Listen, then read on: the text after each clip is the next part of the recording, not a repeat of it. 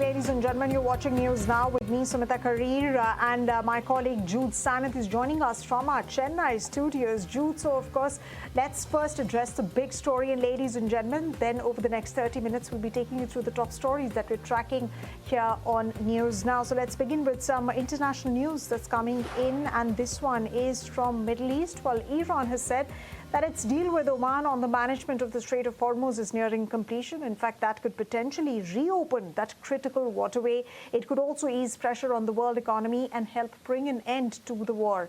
In fact, Iran has insisted on some measure of control over the strait, stating that it's not going to go back to being an open international waterway as it was before the war.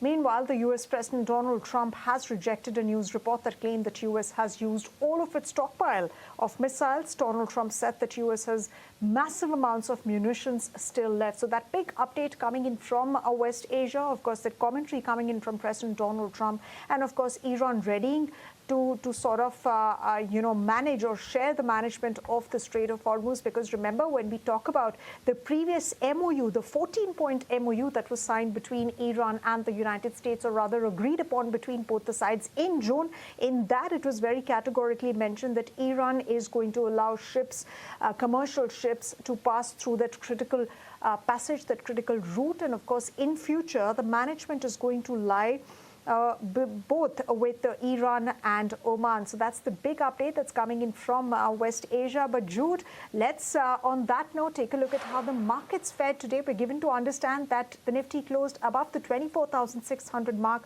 What does that really mean for stakeholders?